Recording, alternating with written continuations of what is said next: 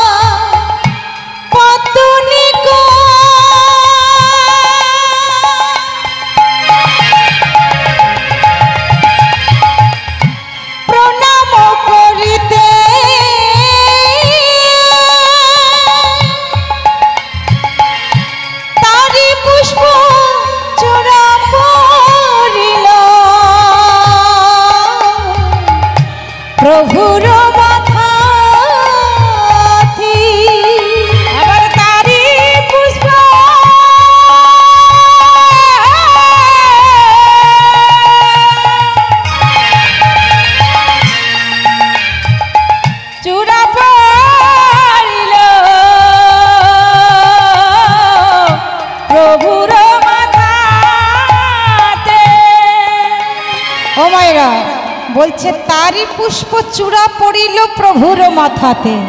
আচ্ছা, আপনাদের এদিকে সত্যি কথা বলবেন, আপনাদের এদিকে প্রণাম কেমন করে করে গো? যখন কোনো দেবদেবতার মন্দিরের সম্মুখ থেকে যাওয়া হয় বা কোনো ভগবানের মন্দিরের সামনে দিয়ে যান, কেমন করে প্রণাম করেন? কেমন করে করেন? সত্যি কথা বলুন, প্রণাম কেমন করে করেন যাওয়ার পথে? আমার বাবা ঠিক দেখিয়েছে, তবু মায়েদের জিজ্ঞেস করি, সত্যি কথা বলো, এইভাবে প্রণাম করো? সবাই সবাই এইভাবেই করো? হতে পারে প্রণাম কেমন হয়? এখন প্রণামের স্টাইল তো বেড়ে গেছে।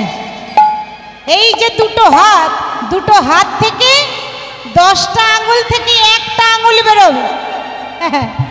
প্রণাম দেখো, একটা আঙুল বেরোবে, একটা আঙুল বেরিয়ে একবার কপালে একবার, একবার বক্ষে একবার, কপালে একবার, বক্ষে একবার। আবার এখন স্টাইল তো আরো বেড়ে গেছে গো মা। হ্যাঁ, এই আঙুলটা এখন আর কপাল পর্যন্ত অনেকের যাই না, একেবারে নাকের ডগায় একেবারে বাবা ভোঁতা করে দেবে। নাকের ডগায় একবার, বক্ষে একবার। প্রণাম দেখো কেমন। এইবারে বলতে পারো, কি গো মানসী, তুমি যে বলছো প্রণাম এইভাবে করে না, তাহলে কেমন করে প্রণাম করবে? এইভাবে প্রণাম করো সব সময় সম্ভব হয়ে ওঠে না।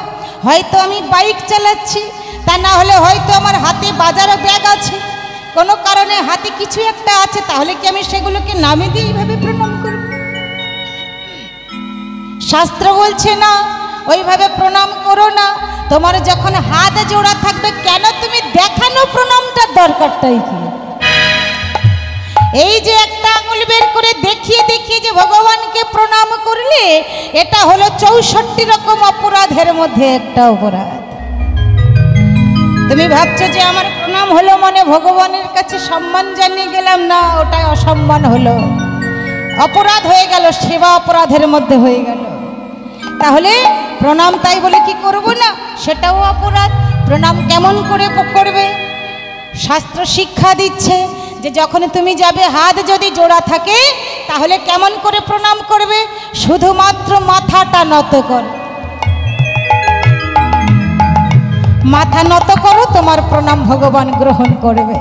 আর মহাপ্রভু প্রণাম করে জগৎবাসীকে শিক্ষা দিল। দেখো, তিনি তো স্বয়ং একজন ভগবান, তাহলে তিনি কেন প্রণাম করবেন?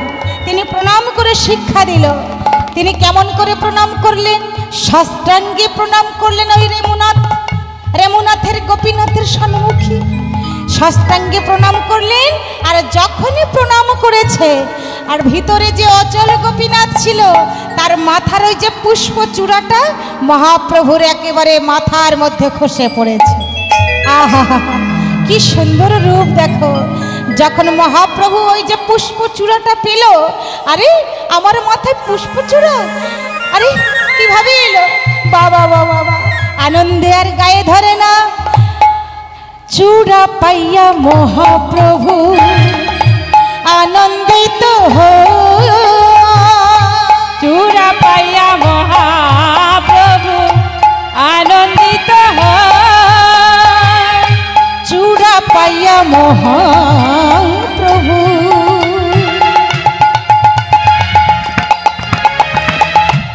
আনন্দিত হয়, চূড়া পাইয়া মহাপ্রভু আনন্দিত হয়। প্রভু নিত্য গীত কইল লইয়া ভক্তগণ, প্রভু নিত্য গীত কইল লইয়া ভক্তগণ। ওই না প্রভু নিত্য, ওই না প্রভু নিত্য,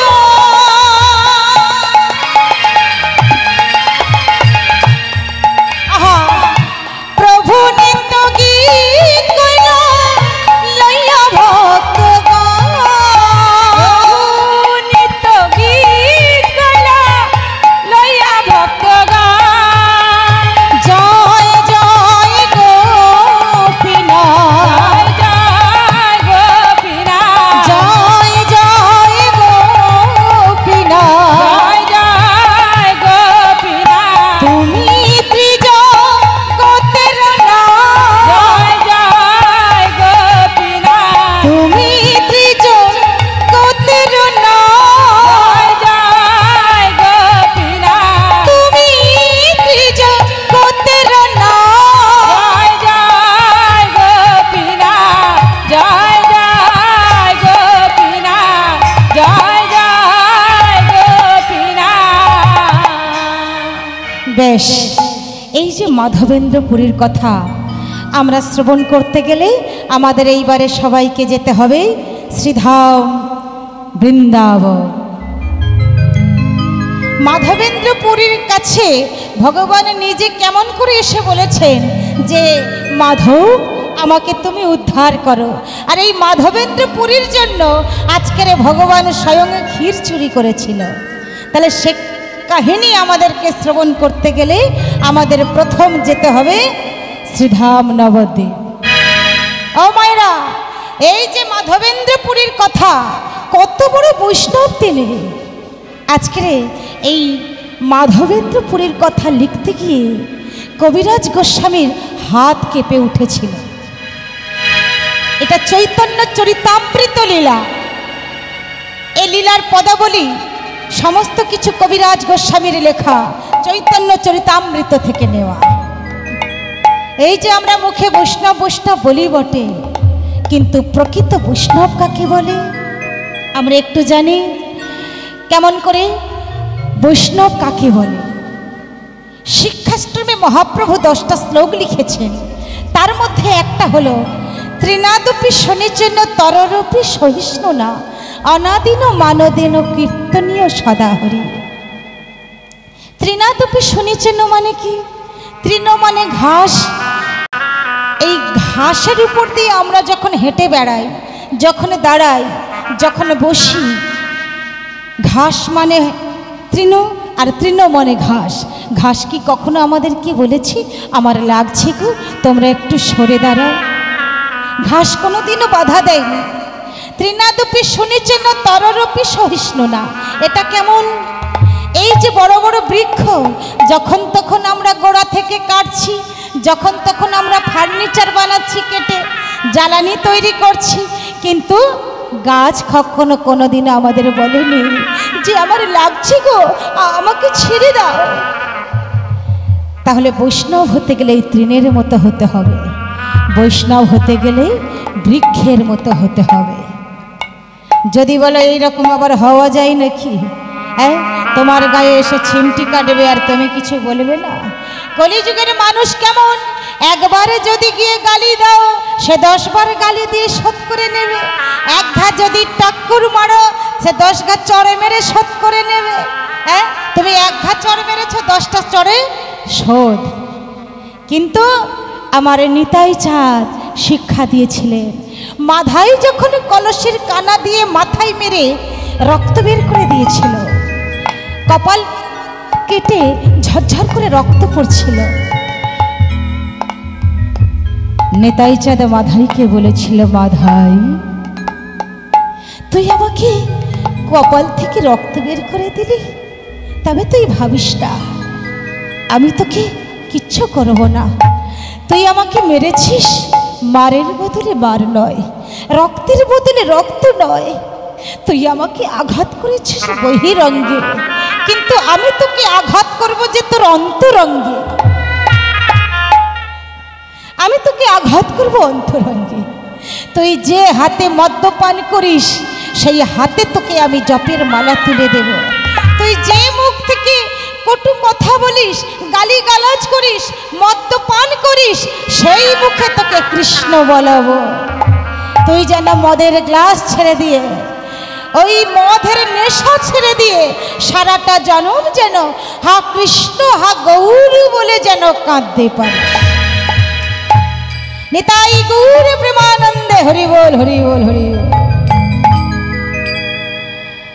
তাই বলে কি যারা কৃষ্ণ নাম করেন, গলায় তুলসীর মালা নিয়েছেন, যারা তিলক সেবা করে আছেন, যারা গুরুচরণ আশ্রয় করেছেন, তাদের কি কোনো দাম নাই?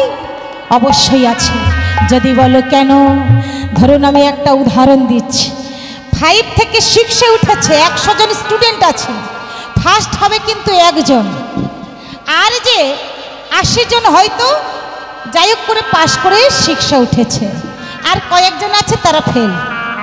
তাহলে যারা পাশ করলো তারাও কিন্তু বলবে 6-এ উঠেছি, আর যারা যে ফার্স্ট হলো সেও কিন্তু বলবে 6-এ উঠেছি।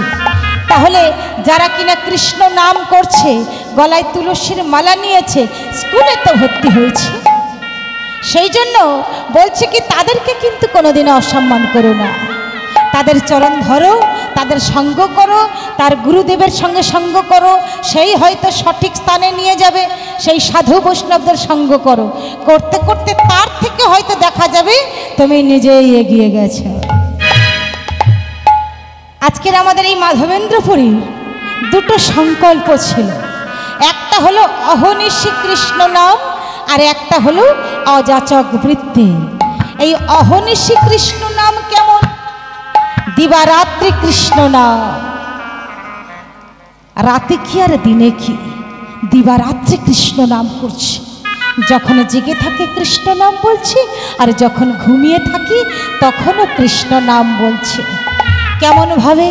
যখন সে ঘুমিয়ে পড়ছে, ভগবান কৃপা দৃষ্টি দিয়ে তার জিহ্বাতে বসছে, তার জিহ্বাতে গিয়ে বলছে, হে ভক্ত, তোমার ওই জিহ্বা থেকে যে কৃষ্ণ নাম বড় ভালো লাগে, তাই তোমার ওই জিহ্বাতে আমি কোনোদিন বন্ধ হতে দেব না।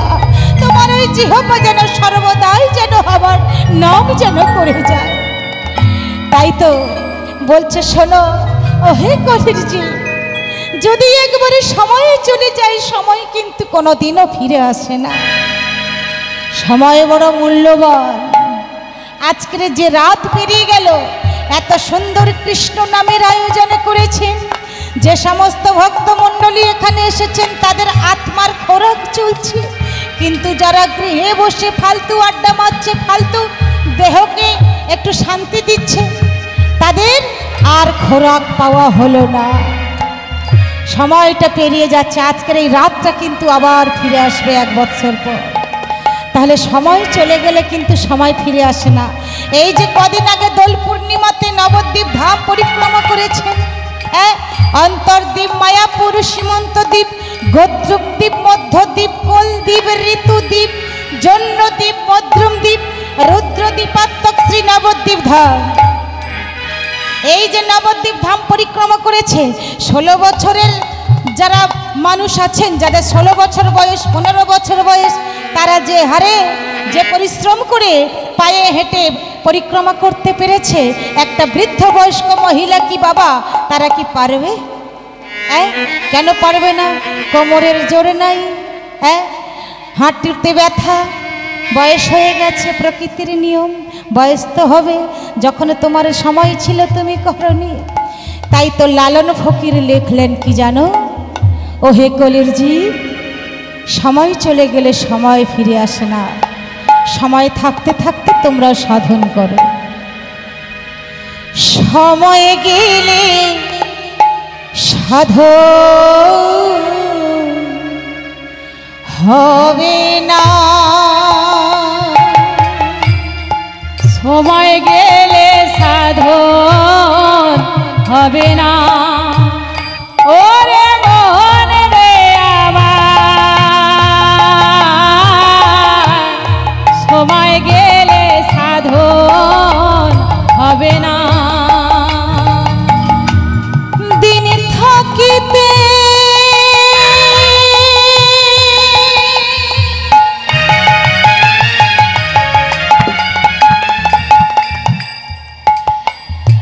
এই দিনের সাধন কেন করলি না মনে রে, কেন করলি না? সময় গেলে সাধন হবে না। ওরে মন রে আমার, সময় গেলে সাধন হবে না। তুমি জানো না মন খালে বিলে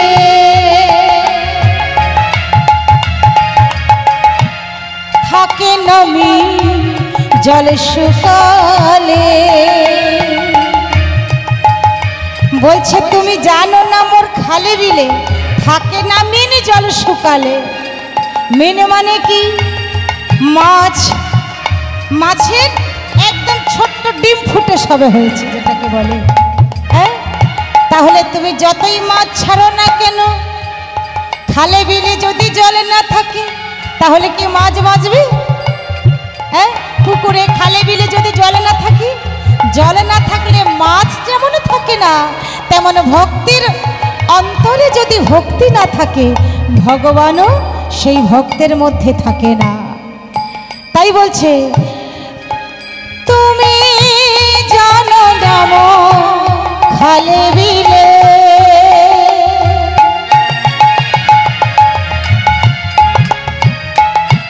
থাকে নমি জলে শুকালে।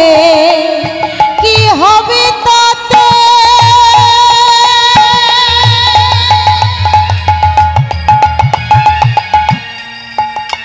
এই বাধা দিলে মোহনা সকিনা মনে রে, মোহনা সকিনা। সময় গেলে সাধন হবে না। ওরে মন রে আমার, সময় গেলে সাধন হবে না।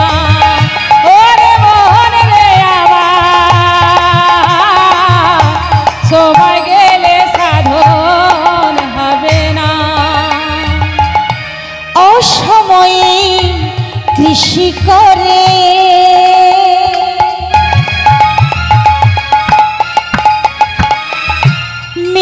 বিছি খেটে মরে। ওই যে একটু আগে বলছিলাম, যখন তোমার সময় ছিল তখন তুমি পরিক্রমা করলে না। 16 বছর বয়সটা যখন 60 পেরিয়ে গেছে তখন তুমি পরিক্রমা করতে চলেছ, তাহলে কি আর পারবে?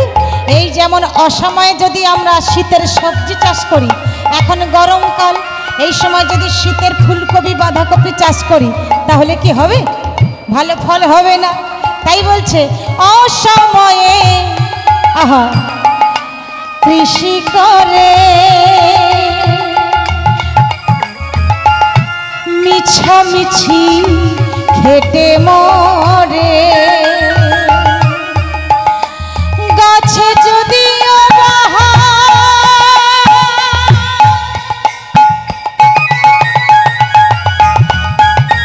ওই বীজের জোরে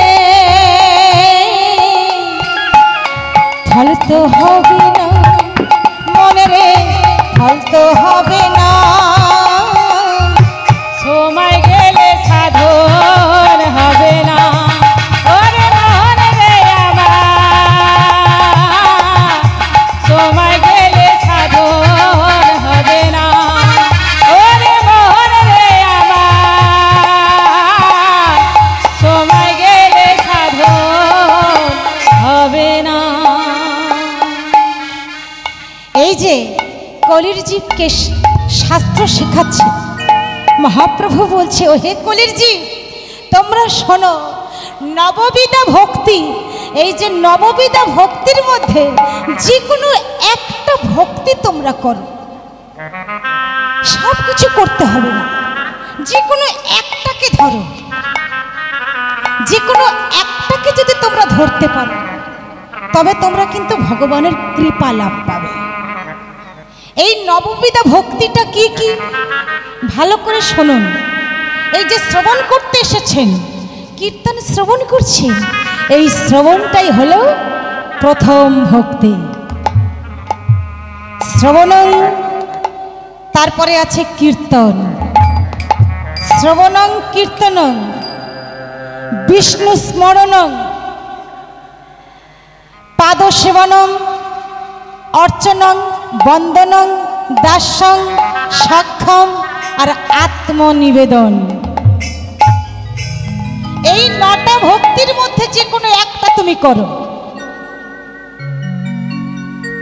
যে কোনো একটা করতে হবে।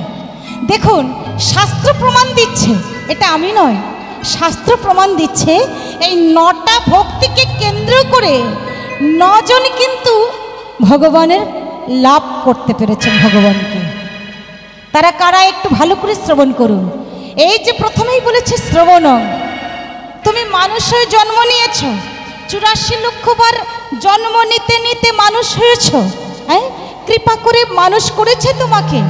তাহলে মানুষ যখন হয়েছ, একটা তো ধরতে হবে। তুমি শ্রবণ করো, তাহলে কীর্তন সারাক্ষণ শ্রবণ করো, প্রকৃত সাধুর মুখ থেকে, প্রকৃত বৈষ্ণবের মুখ থেকে, না হলে গুরুদেবের মুখ থেকে তুমি কৃষ্ণ নাম হরিনাম শ্রবণ করো, তাতে তুমি উদ্ধার হবে। এই শ্রবণ করে কে উদ্ধার হয়েছিল? কে বলতে পারবে? শ্রবণ করে পরীক্ষিত মহারাজ, শ্রমিক মনির পুত্র শৃঙ্গী মনির কাছ থেকে যখন অভিশাপ পেলেন, 1 সপ্তাহ মাত্র ভাগবত পাঠ শ্রবণ করেছিলেন। শ্রবণ করার পরে তিনি উদ্ধার হয়েছিলেন, বৈকুণ্ঠে ধামে চলে গেলেন। রথ এসেছে, তাকে তুলে নিয়ে চলে গেল। এতটা মন দিয়ে শ্রবণ করেছেন। তাহলে শ্রবণের মাধ্যম দিয়েও কিন্তু আমি পড়াশোনা জানি না, আমার কণ্ঠে সুর নাই, আমি সংস্কৃত ভাষা বুঝি না, হ্যাঁ, তাহলে আমি শ্রবণ করব, কান তো দিয়েছে। তাহলে শ্রবণের মাধ্যম দিয়েও কিন্তু ভগবানকে লাভ করা যায়।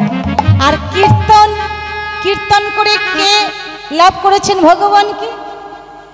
এই কৃষ্ণ নাম হরিনাম কথা বলে সুখদেব গোস্বামী প্রভুপাদ, সুখদেব গোস্বামী প্রভুপাদ এই যে কৃষ্ণ নাম বলে বৈকুণ্ঠ ধাম গিয়েছে। আর কি বলেছিলাম? বিষ্ণু স্মরণ স্মরণ করেছেন যিনি, সর্বদাই ভগবানের চিন্তা করা। স্মরণ করা মানে ভগবানের চিন্তা করা। ভগবানের সবসময় চিন্তা করতে হবে যে হে প্রভু তুমি কি খাবে বলো। হ্যাঁ, সকালবেলা উঠে আমি চিন্তা করছি আমার স্বামী কি খাবে, এই রান্নাটা করলে আমার সন্তান কি টিফিন নিয়ে গেলে তার পেটটা ভালো ভরবে। হ্যাঁ, ভালো ভালো ফল নিয়ে এসেছি, আমার সন্তান কোন ফলটা ভালোবাসে তাড়াতাড়ি করে এনে কেটে একেবারে মুখের ধারে ধরে দিচ্ছি, সোনা বাবু তুমি খাও, ফলটা তুমি খাও। কেন? আমরা যদি এটা চিন্তা করতাম আমার গোপাল কি খাবে, আমার ভগবানকে এই ফলটা নিয়ে যাচ্ছি, এই ফলটা আমি আমার ভগবানকে ভোগ লাগাবো, তাতে একটা তুলসী পত্র দিয়ে সেই প্রসাদটাই আমি আমার স্বামী সন্তানকে খাওয়াবো। তাহলে ভগবানের কথা সর্বদা চিন্তা করতে হবে। এই গরমের মধ্যে বসে আছি, স্ট্যান্ড ফ্যান, এমনি ফ্যান চলছে তাতে হচ্ছে না, স্ট্যান্ড ফ্যান চালালাম তাতেও হচ্ছে না, এসি চালালাম, তাহলে আমাদের ভগবানের যে কষ্ট হয় সে কথাও মনে করতে হবে। এই যে স্মরণ করেছিলেন প্রহ্লাদ মহারাজ, এই স্মরণ করে করে তার কথা সর্বদা চিন্তা করে করে চিন্তা করে করে হিরণ্যকশিপুরকে বললেন এই স্তম্ভের মধ্যেও আমার ভগবান আছে। স্তম্ভ ভাঙলো, সত্যি সত্যি বেরিয়ে এলো নৃসিংহদেব। এই সব সময় স্মরণ করে করে আমার প্রহ্লাদ মহারাজের আজও তার নাম কিনা শাস্ত্রে উঠল। পাদ সেবন কে করলো? ভগবানের চরণ সেবন।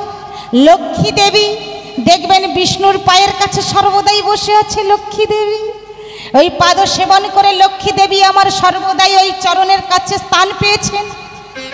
আর কি অর্চনং পৃথু মহারাজ অর্চন করে ভগবানকে পেলেন। আর বন্দনং অক্রুর বন্দনা করে পেয়েছেন ভগবানকে। আর দাস্য মানে দাসত্ব কে করেছেন?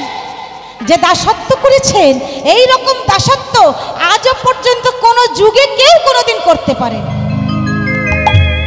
ত্রেতা যুগে দাসত্ব করেছিলেন কে? বীর হনুমান। হনুমানের মতো অত বড় দাস আর কোন যুগে তৈরি হয়নি। এত বড় দাস, সে দাস হয়ে ভগবানের দাস হয়ে ভগবানকে লাভ করলেন। আর সক্ষম মানে সখা কে হয়েছিল? অর্জুন সখা হয়ে ভগবানকে পেলেন। আর কি শেষে কি পড়ে রইল? আত্মনিবেদন কে করেছিল? হ্যাঁ ও মায়েরা, আত্মনিবেদন কে করলো? হ্যাঁ, তাহলে এই হলো নববিধা ভক্তি। নিতাই গৌর প্রেমানন্দে হরি বল হরি বল হরি বল। আজকে দেখো আমরা সবাই মিলে একবার চলো, সবাই যাব শ্রীধাম বৃন্দাবন। রাধা রানী কি, রাধা রানী কি, রাধা রানী কি জয়। তাহলে সবাই মিলে হাত দুটো তোলো, হাত তুলে সবাই মিলে রাধা রানীর নাম গাইতে গাইতে যাব। श्याम के बिना तुम आधे, अरे श्याम के बिना तुम आधे, तुम्हारे बिना श्याम आधे।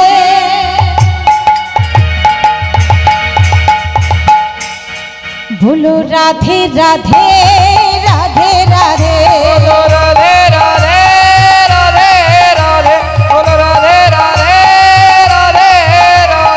श्याम के बिना तुम आधे, श्याम के बिना तुम आधे, तुम्हारे बिना क्या श्याम आधे। बोलो राधे राधे राधे राधे, बोलो राधे राधे राधे राधे, बोलो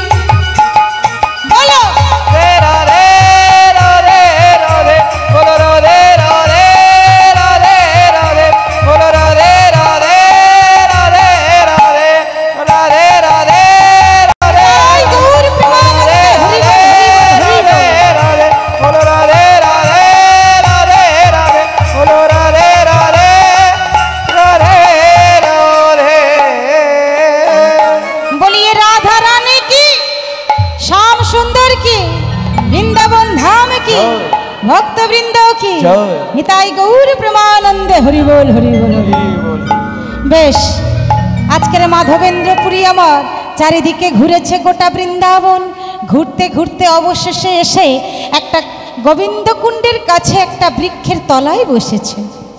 हे प्रभु अजाचक এই যে অযাচক বৃত্তি তিনি ধারণ করেছেন যদি যেচে কেউ কিছু দেয় তবে খাবে না হলে খাবে না আজকের যেচে কেউ কিছু দেয়নি তাই আজকের মাধবেন্দ্রপুরী আমার গাছের তলায় বসেছে বসে বসে মনে মনে চিন্তা করছে হে দয়াময় হে গোবিন্দ আজকের তো সারা দিন কিছুই জুটলো না নাইবা জুটলো তাইবা কি বসে বসে কীর্তনই করি তাই আজকের গাছের তলায় বসেছি গাছের তলায় বসে আর কৃষ্ণ নাম গাইছি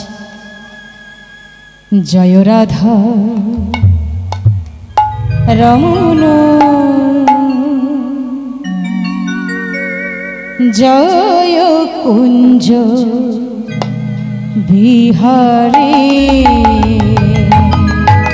রাধা রমণ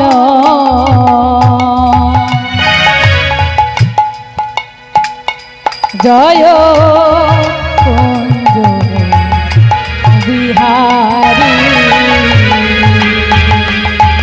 জয় রাধা রমণ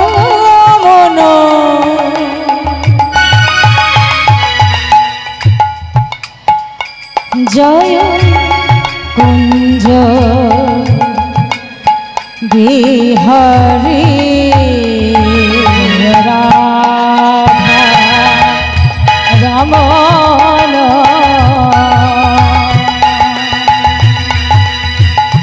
জয় কুঞ্জ বিহারী নবীন নিরোদয় এসো শ্যামল সুন্দর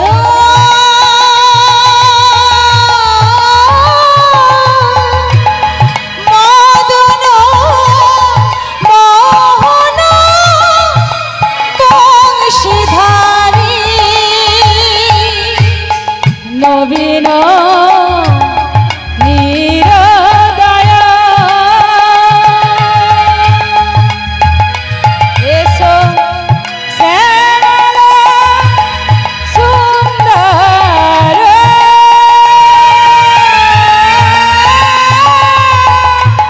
মদন মোহন বংশীধারী নবীন নিরোদয় এসো শ্যামল সুন্দর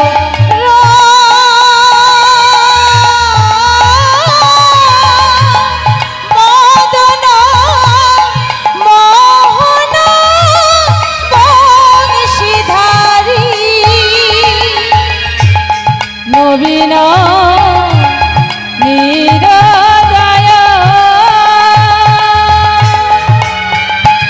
এসো শ্যামল সুন্দর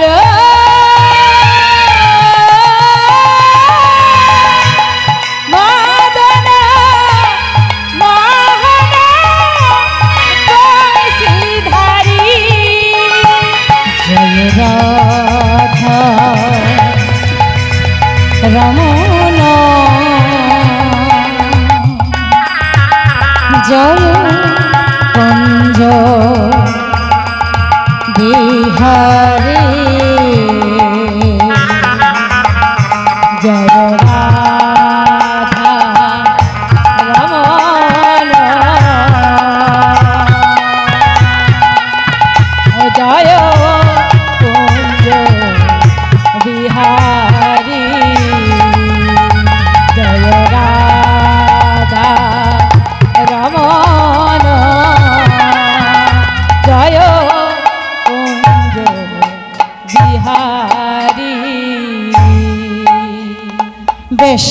বসে বসে যখন কৃষ্ণ নাম করছে, কিছু তো খাওয়া হয়নি। আর ভগবানের কাছে মনের বাসনা যেমন করবে তো ভগবান তো সেই রকম পূরণ করবে। ভগবানের কাছে এই যে কিছু চাইনি অথচ কৃষ্ণ নাম করছে, ভগবান কি থাকতে পারে গো? ভগবান ছোট্ট বালক বেশে এসেছে, হাতে দুগ্ধের ভাণ্ড নিয়ে আর এসেছে, আসছে দূর থেকে দেখতে পাচ্ছি। মাধবেন্দ্রপুরী আমার একটাই তাকিয়ে আছে, কাদের বাড়ির বালক রে? হ্যাঁ, কি সুন্দর দেখতে, কি সুন্দর চলন, আহা হা হা, দেখলেই ও চোখ দুটো জড়িয়ে যায়। ছোট্ট বালকটি কাছে এসে দুগ্ধ ভাণ্ড নিয়ে দাঁড়িয়েছে। আরে ও বালক, তুমি কে গো? তুমি কোথা থেকে এসেছো? আমি তোমার জন্য দুগ্ধ ভাণ্ড নিয়ে এসেছি গো। আমার জন্য দুগ্ধ ভাণ্ড নিয়ে এসেছো? তা তোমার নাম কি? অত বলতে পারবো না বাপু, তোমার জন্য নিয়ে এসেছি, তুমি খেয়ে নাও তো দেখি। আরে তুমি কি করে জানলে যে আমি না খেয়ে আছি?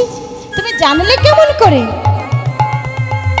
ওই যমুনার ঘাটে ব্রজবাসীরা স্নান করতে এসেছিল, ওরা যেতে যেতে বলা বলি করছিল, তা আমাদের তো অনেক গরু আছে, অনেক গাভী আছে, অনেক দুগ্ধ হয়, তাই তো আমি তোমার জন্য নিয়ে এসেছি।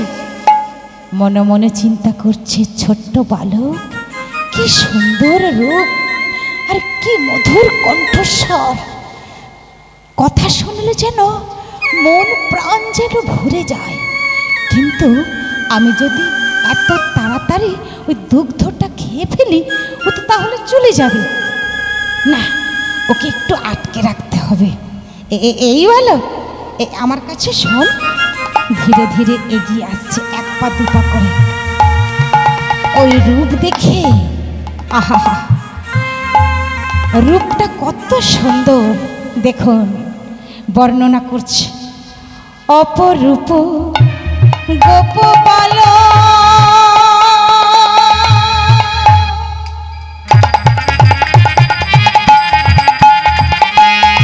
দুগ্ধ ভাণ্ড লইয়া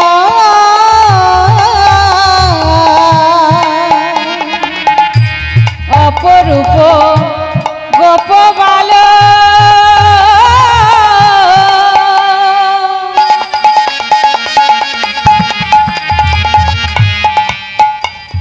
ওই দুগ্ধ ভাণ্ড লইয়া অপরূপ গোপবাল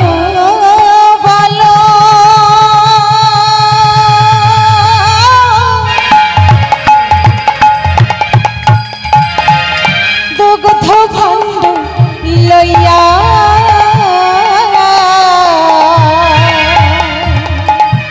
অপরূপ গোপবাল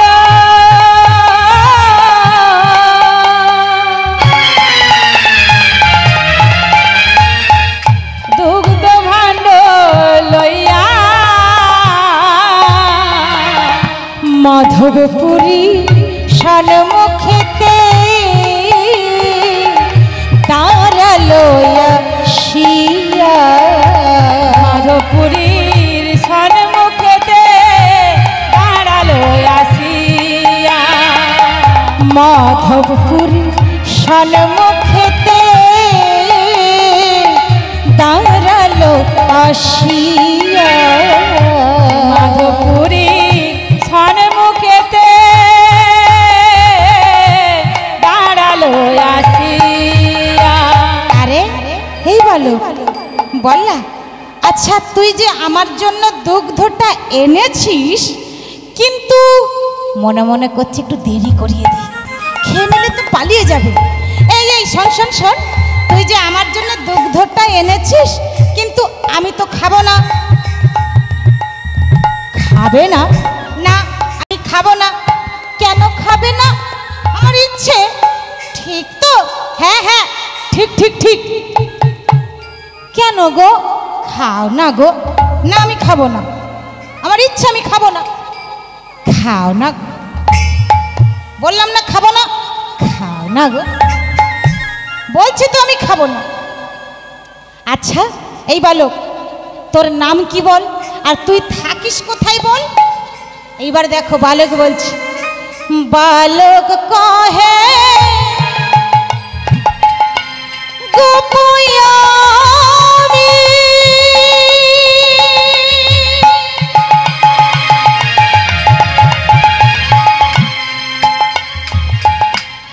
এই গ্রামেতে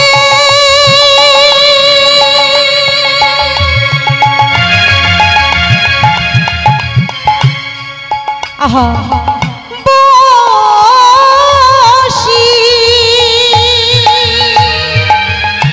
বালক কহে গোপয়ামি এই গ্রামেতে বসি বালক কহে গোপয়ামি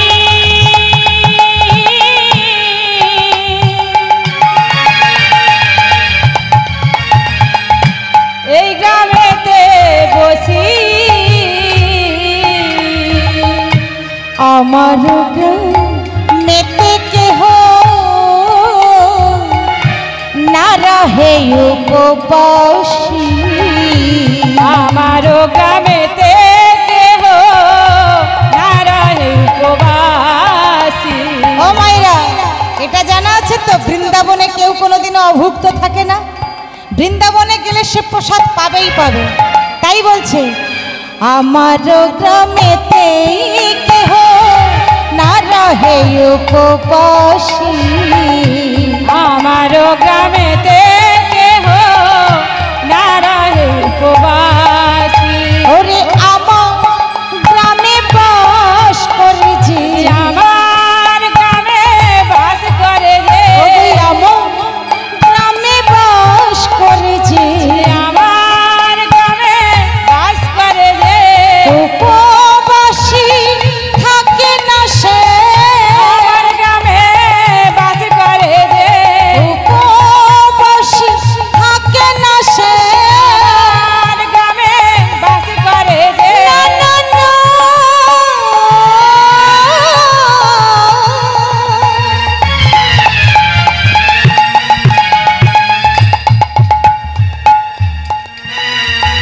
আমার গ্রামে বাস করে যে আমার গ্রামে বাস করে যে উপবাসী থাকে না সে আমার গ্রামে বাস করে যে আমার গ্রামে বাস করে যে আমার গ্রামে বাস করে যে।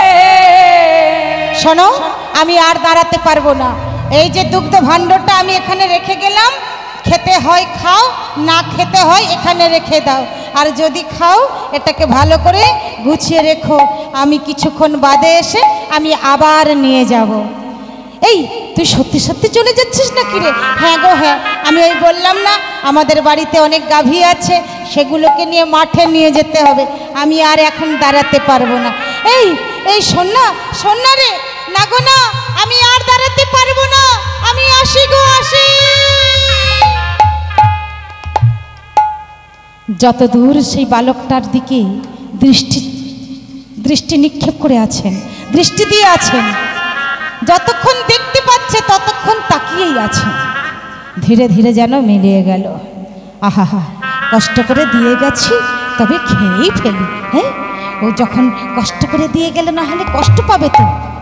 আমি না খেলে ও মনে মনে দুঃখ পাবে, তবে খেয়েই ফেলি।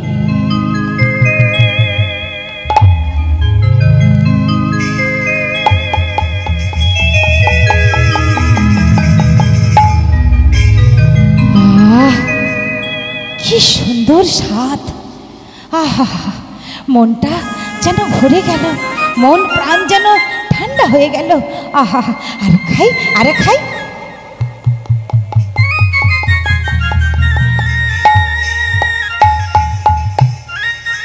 কেমন যেন সুস্থব গন্ধ। যা, শেষ হয়ে গেল, পরিষ্কার করে রেখে দিই, তা না হলে যখন আসবে ও আবার কষ্ট পাবে যে। তবে আমি পরিষ্কার করে এটাকে রেখে দিয়ে আমি তবে পরিষ্কার করে।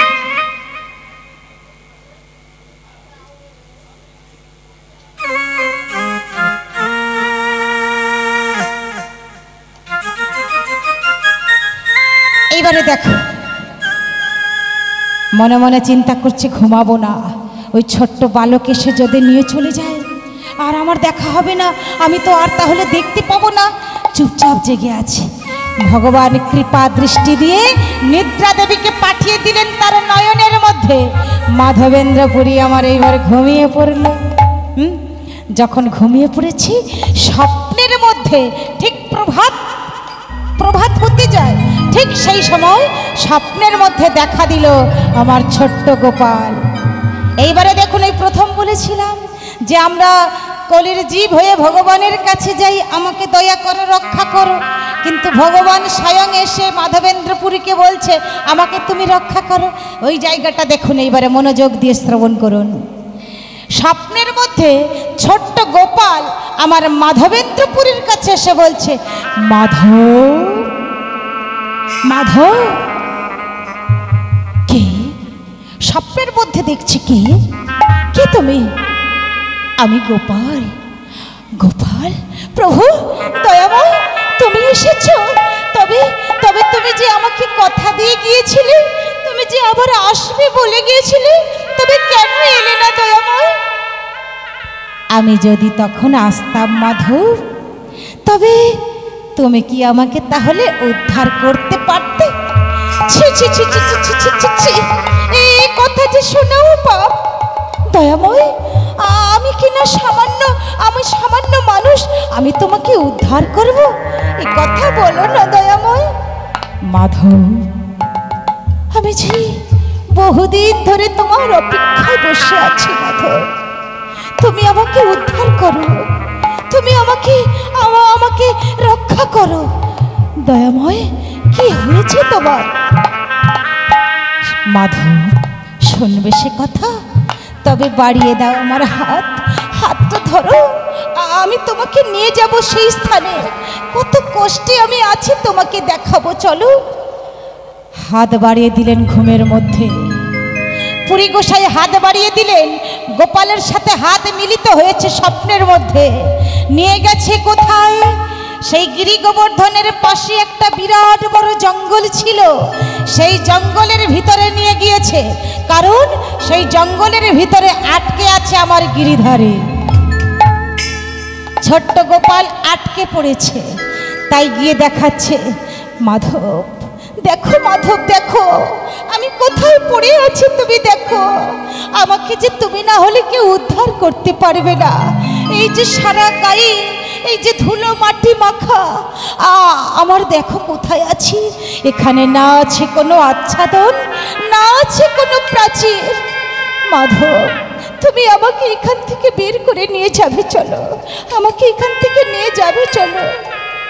আমি যে বহুদিন কিছু খেতে পাইনি গো, আমি যে বহুদিন কিচ্ছু পাইনি, তুমি আমাকে দয়া করো।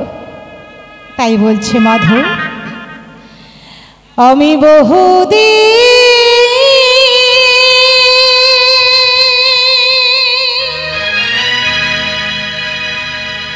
তোমার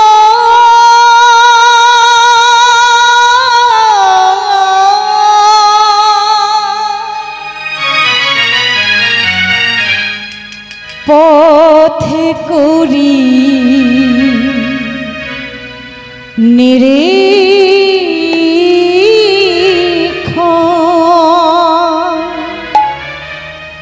কবে আসিবে মাধব আমার